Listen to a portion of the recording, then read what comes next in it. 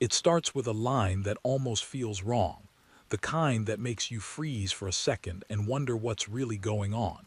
And honestly, that's exactly why I kept listening. As a viewer, I love when a story opens with something that twists my expectations right from the first breath. It pulls me in, grabs my attention, and makes me lean closer, waiting for the truth behind the words. But what surprised me the most wasn't the line itself. It was how quickly my assumptions fell apart. The moment I heard it, I thought I knew where the story was heading. I thought it was going to be one of those situations where someone says something wild, and everything turns messy. But then the narrator shifted the mood so gently, almost like guiding me from shock into curiosity. And now I couldn't help but wonder who this girl was, why she sounded desperate, and what made the rancher hesitate before helping her. There's something powerful about stories like this.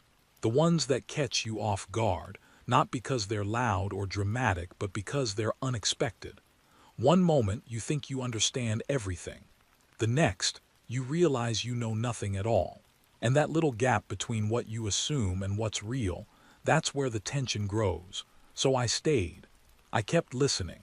Because I could feel it, something deeper was hiding behind that strange request.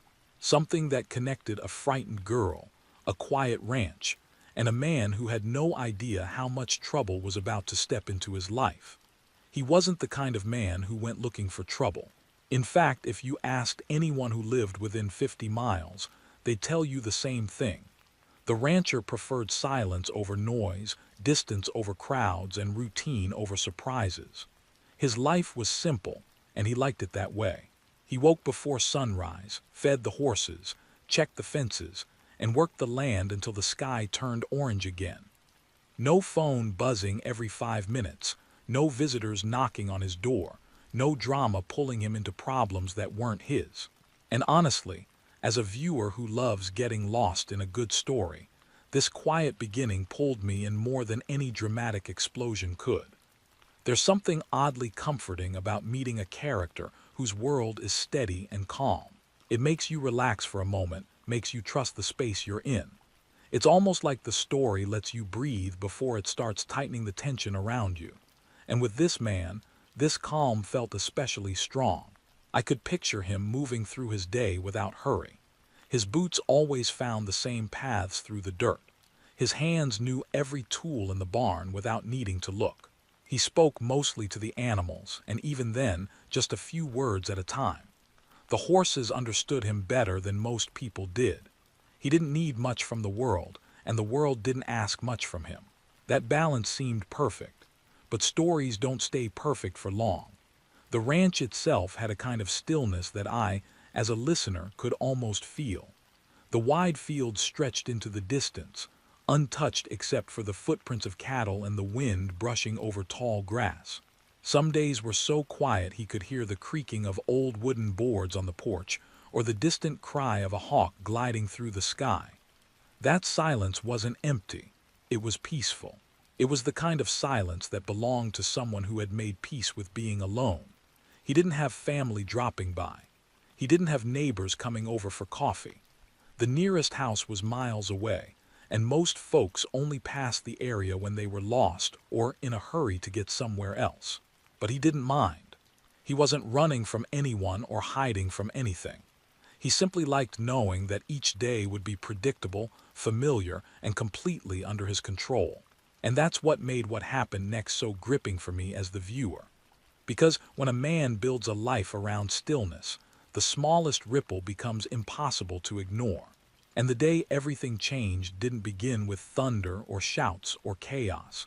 It started with something much softer, something the rancher almost overlooked. He noticed it while checking the fence line on the west side of the property. At first, it looked like a piece of fabric stuck on a barbed wire twist, a bit of color out of place in the endless brown and green. He might have ignored it if not for the way it moved, a faint flutter, as if touched by a breeze that didn't reach him. He rode closer, expecting to see a scrap blown in from the road. But when he leaned down to take it, he realized it wasn't fabric at all. It was the edge of a sleeve, and the arm wearing it was trembling. Even before he saw the face, he knew something was terribly wrong. The body lying in the shade wasn't moving much, just small, weak breaths pushing the chest up and down. The dust around her shoes showed dragged footprints. Someone had walked far too far, with no water, no supplies, and maybe no hope left.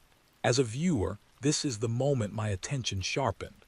Something about the contrast hits hard. One minute we're inside the slow rhythm of ranch life. The next we're staring at a stranger on the ground, and our mind races with questions. Who is she? How did she get there? Why this ranch of all places? The rancher wasn't the emotional type, but even he couldn't ignore the sight. He knelt beside her, gently turning her onto her back. Her face was pale, lips cracked, eyes barely open. She didn't look dangerous. She didn't look like someone running a trick or setting a trap. She looked like someone who had been fighting the sun for too long and had almost lost. He reached for his canteen instinctively. But before he could lift it, her fingers moved, shaking, desperate, and she whispered something he didn't quite catch. He leaned in closer, thinking she was trying to say her name. Instead, he heard that strange, breathless plea. Even here, before the story reveals anything else, I could feel the shift. The rancher's quiet world was no longer untouched. A stranger lying on his land meant responsibility, mystery, and danger he had never planned for.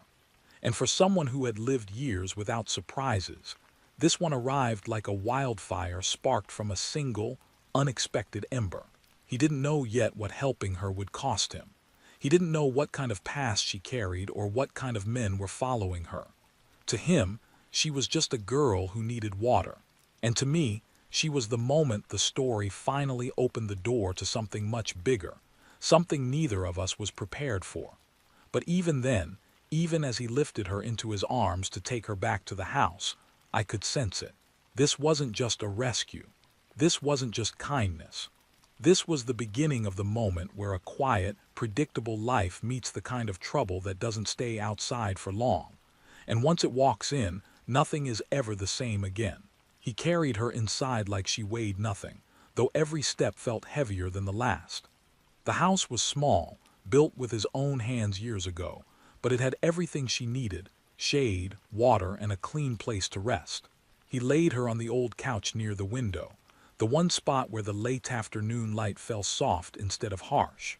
Her breathing was shallow, almost silent, like each inhale was a decision her body wasn't sure it wanted to make. I found myself leaning closer as I listened, because something about her presence felt out of place in his quiet world. She didn't belong to the dust or the wind or the open fields the way he did. She looked like someone who came from somewhere far more complicated, somewhere crowded, somewhere loud. And yet here she was, collapsed in the middle of a ranch owned by a man who avoided anything that could pull him into someone else's chaos.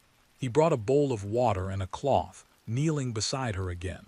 When he touched the cloth to her forehead, she flinched as if even kindness hurt. Her lips parted, trying to speak, but no words came, just a breath, thin and shaky. He didn't rush her. He wasn't good with people, but he understood fear. He understood exhaustion. So he waited, letting her gather whatever strength she had left. When her eyes finally opened, they struggled to focus.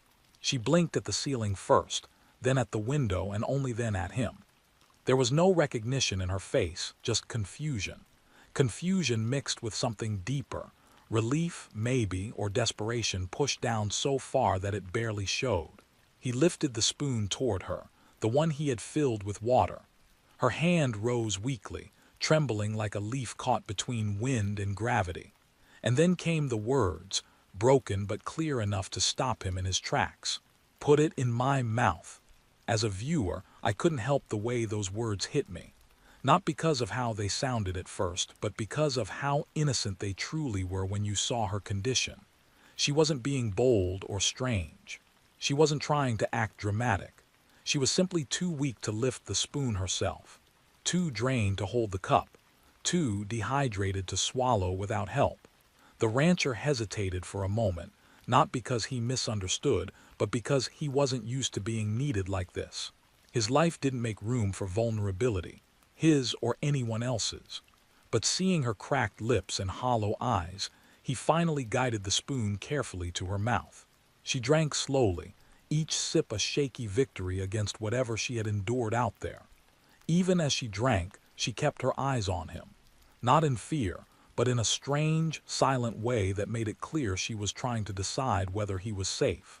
Whether this ranch, this stranger, this little pocket of calm could be trusted. I could feel that tension, quiet, fragile, unspoken, like it hung in the air between them. The more water she drank, the clearer her breathing became. She wasn't better, not by a long shot, but she was no longer fading into unconsciousness. Her voice returned first, barely more than a whisper. She asked where she was. He told her. She asked the date. He told her that too. When she tried to sit up, he put a steady hand on her shoulder, telling her to rest. She didn't argue, which said more than her words ever could. She wasn't just tired. She was worn out from something bigger than a long walk under the sun. Hours passed like that, small sips of water, long moments of silence, the slow reappearance of color in her face. All the while he stayed nearby, not speaking unless she asked him something. That was the kind of man he was. Quiet, patient, grounded. The kind of man who offered help without demanding explanations. But I could sense his curiosity building, even if he didn't show it. He wanted to know who she was, why she was alone, why she had collapsed on his land instead of reaching any of the roads or towns miles away. Eventually, as the shadows from the window stretched longer, she spoke again. This time her voice was steadier. She asked for food. Not much, just a little. Something soft. Something she could keep down. He warmed a bit of soup, and just like before, she needed help lifting it to her lips. Her hands were still trembling, still recovering from dehydration, hunger, and something deeper that none of us understood yet. As she ate, she watched the door more than she watched him. Every creak of the wooden floor seemed to make her flinch. Every gust of wind rattling the windows made her breath catch for a second. It wasn't the house that scared her. It wasn't the ranch. It was something, or someone behind her, somewhere she had come from. Something that had chased her far enough for her body to give out just a few feet from a stranger's fence. The rancher saw it too, though he didn't mention it.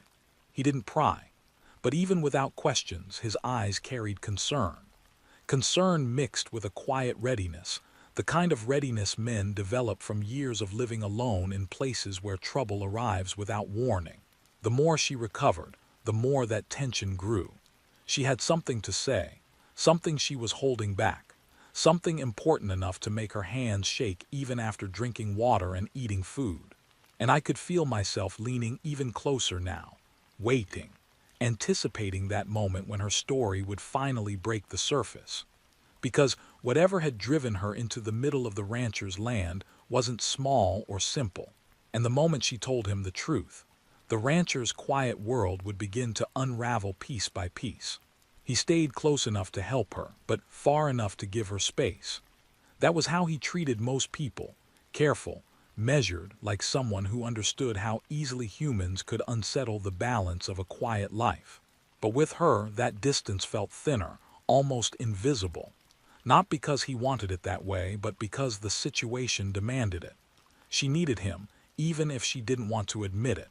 She was awake now, sitting up with a blanket pulled over her shoulders. The soup had given her a bit of strength, but not enough to hide how weak she still was.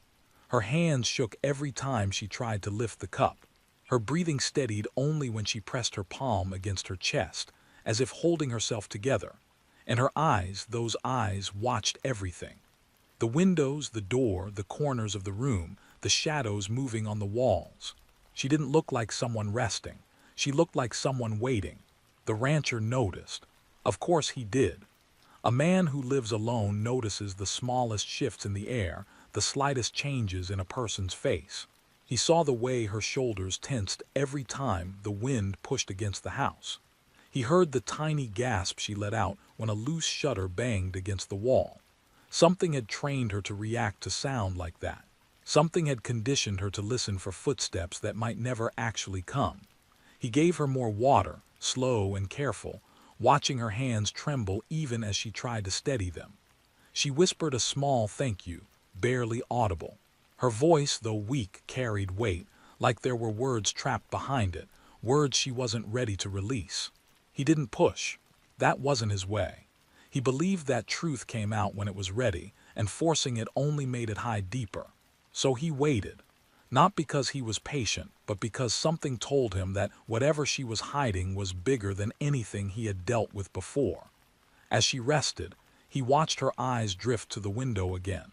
The sun was sinking low, painting the horizon in deep orange and fading gold.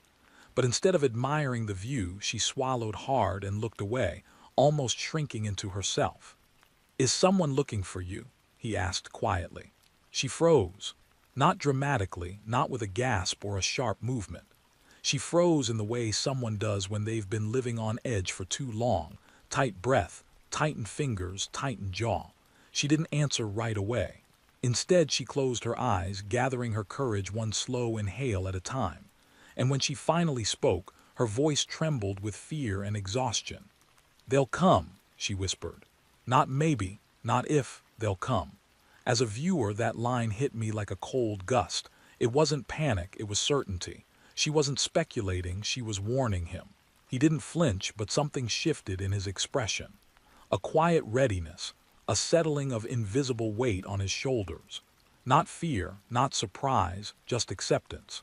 The kind of acceptance a man has when he knows something dangerous is approaching and he can't simply walk away from it. He pulled a chair closer and sat down, not looming over her but not stepping back either. "Who?" he asked gently. She looked at her hands instead of his face. "People I shouldn't have trusted." Her voice cracked. "People who don't forgive." The rancher nodded slowly. He didn't judge her. He didn't question her decisions. He just let her speak at her own pace. She continued, barely lifting her gaze. "I thought I could run far enough. I thought I could disappear." Her eyes flicked toward the door again, as if imagining shadows gathering on the other side. "But they're not the kind to give up." There was another pause, one thick enough that even I felt it through the narration. It was the kind of silence that isn't empty. It's full of meaning, full of unsaid things. She touched her wrist absent-mindedly, tracing a faint mark hidden under the sleeve.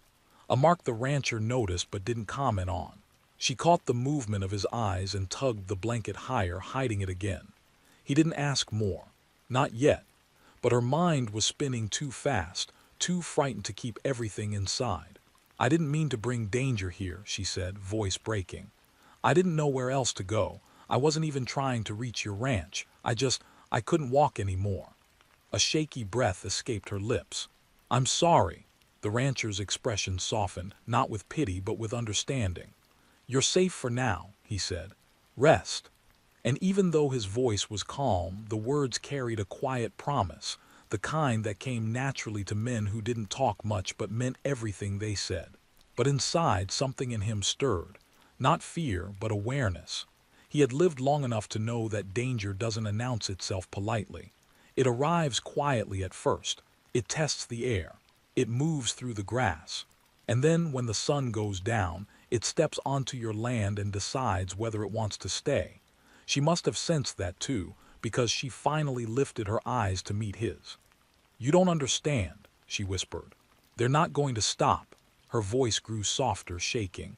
"They think I belong to them. They think I ran away from something they own."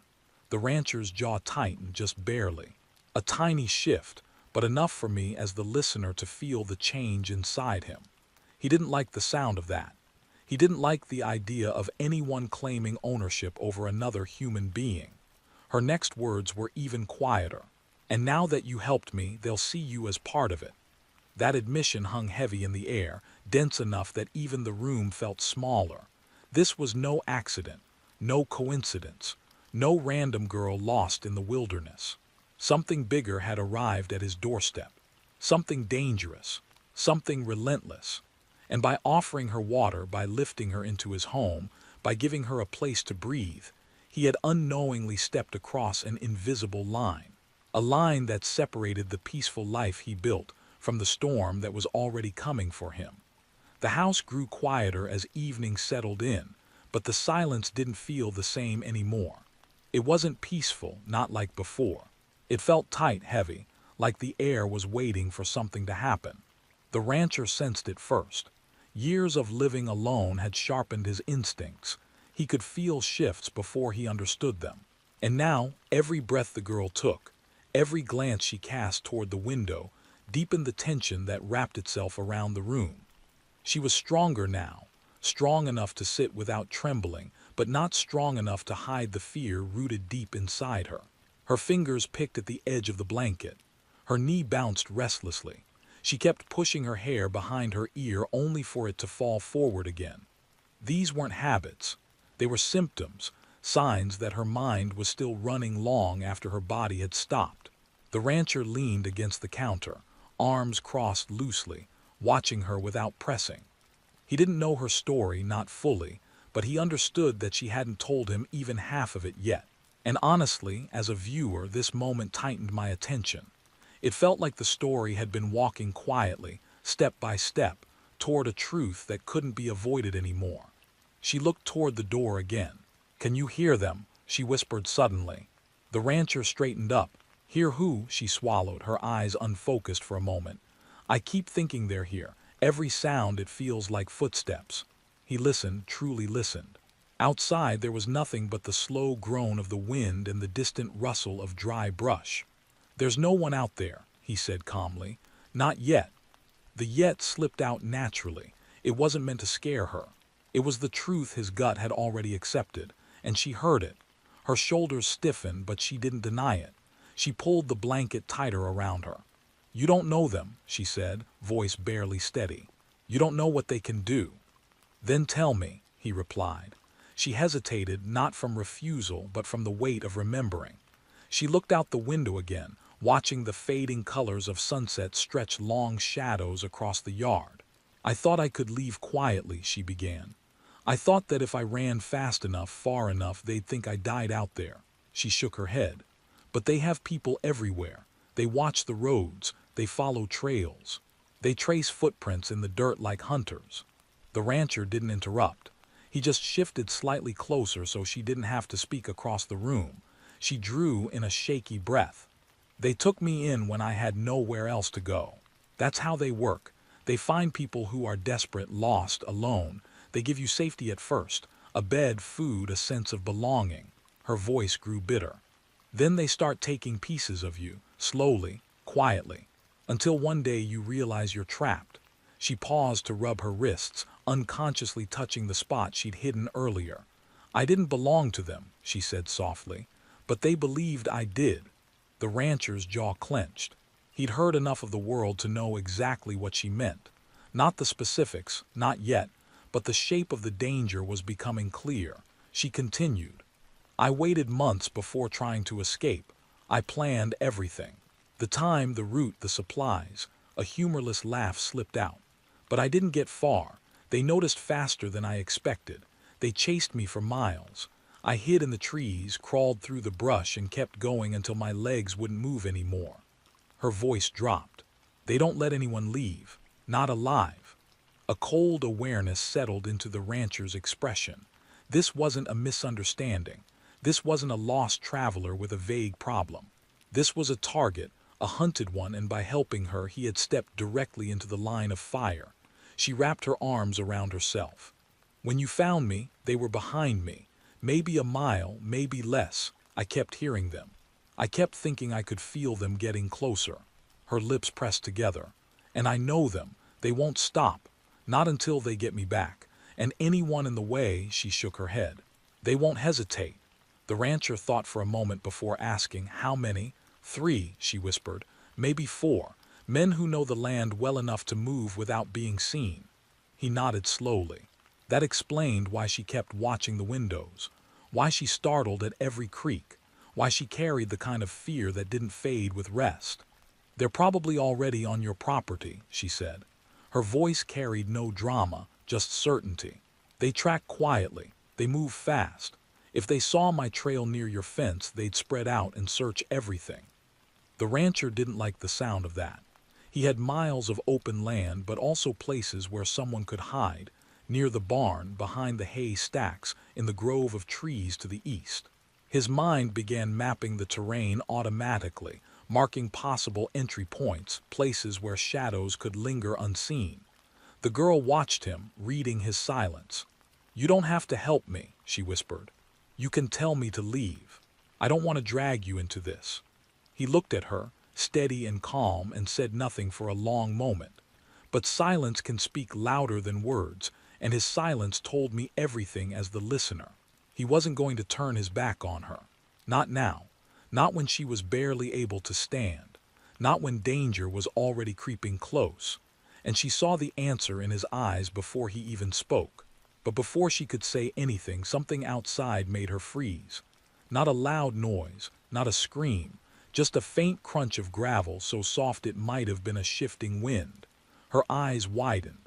Her breath stopped. She stared toward the window, trembling. "They found me," she whispered. And in that moment the rancher realized the storm she'd brought with her wasn't coming. It was already here. The sound was soft, so soft that anyone else might have ignored it. But the rancher heard it. She heard it. And the air inside the small room changed instantly. It tightened, sharpened, as if the walls themselves understood what that single crunch of gravel meant. Danger wasn't approaching. It had already stepped onto the property. The girl's breathing grew quick, shaky, almost silent but trembling in her chest. She pressed her back against the couch, pulling the blanket tighter around her like it was the only shield she had left. Her eyes fixed on the window, unblinking, terrified in a way that came from memory, not imagination. You could tell she'd heard this sound before, footsteps disguised as wind, movement hidden under silence. The rancher didn't panic. Panic was useless out here. Instead, he straightened slowly, feeling every old instinct he hadn't used in years wake up like they'd been waiting for this moment. He moved to the corner of the room and picked up the rifle that leaned against the wall. He didn't lift it aggressively. He didn't charge to the door. He simply held it with the ease of someone who knew how to protect what was his. He walked to the window and lifted the curtain just enough to see the yard. The sun had fallen low now, leaving long shadows crawling across the dirt. At first, everything looked normal. The barn stood still. The horses were calm. The wind brushed gently through the grass. But the rancher didn't focus on the open spaces. He looked for the dark spots, the places where someone could hide. And then he saw it. A silhouette near the far end of the fence line, too still to be an animal, too deliberate to be an accident. A man crouched low, half hidden behind the old wooden planks. He wasn't moving toward the house yet. He was watching it, studying it, measuring it. The rancher let the curtain fall back into place. "They're here," she whispered, voice thin, cracking like dry leaves. He nodded once. He didn't sugarcoat it. He didn't lie. He didn't tell her everything would be fine. He respected her too much for that. She had lived through enough false promises. Instead, he said what she needed to hear. "Stay low, stay quiet." Her eyes met his wide, terrified, but trusting him in the smallest, most desperate way. He went to the door and locked it. Not because the lock would stop determined men, but because locks bought time. And time was the one thing he needed if he was going to protect her. Outside, faint footsteps shifted again, this time closer. Slow, patient, deliberate. These weren't men who crashed in with noise. These were trackers, hunters, people who moved with purpose. Another sound followed, a small metallic click, the unmistakable sound of a weapon being checked. As a listener, I felt the tension coil tighter. You could sense the weight of everything that was about to unfold pressing against the walls. The rancher blew out a slow breath and moved back toward the girl.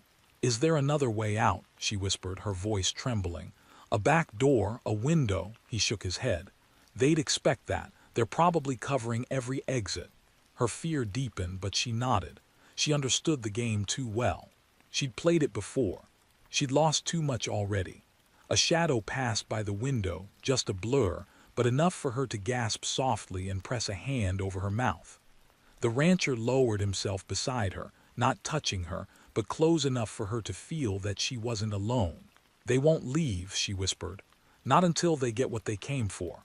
"I know," he said. It wasn't resignation. It was readiness. Another crunch of gravel came, then another. The men were spreading out, tightening their circle around the home like wolves closing in on a wounded animal. The rancher stood and stepped toward the middle of the room. His posture changed. His breathing steadied. He wasn't just a quiet man anymore. He was a barrier, a shield, a wall between her and everything waiting outside. She watched him, her expression torn between gratitude and guilt. "I never meant for this," she said, voice barely audible. "You don't owe me anything." He looked at her with an expression that was simple and solid. "You were dying, I helped. That doesn't change just because trouble followed." Her eyes welled with tears, not from fear, but from the shock of someone choosing to stand with her when every other door in her life had slammed shut. A sudden thud hit the side of the house. Then another, not knocks, tests. They were checking the structure, looking for weak spots. The rancher lifted the rifle and clicked the safety off. The sound was soft, but it echoed in the room like a promise. The girl swallowed hard. "If they take me," she whispered, "they'll kill you." He didn't look away from the door. "Then they won't take you." She closed her eyes for a moment, letting those words settle into the deepest parts of her fear. Outside, footsteps shifted again, fast this time, urgent. The men were no longer hiding, they were positioning. One voice spoke, muffled but clear enough to send a shiver through her spine. "Inside, we know you're in there." The rancher didn't respond. He didn't open the door. He didn't give them the satisfaction of acknowledgement. Another voice followed. "Give the girl up. Walk away. That's your only chance." She trembled beside the couch, her breath uneven and fragile. She remembered those voices. She remembered what they were capable of.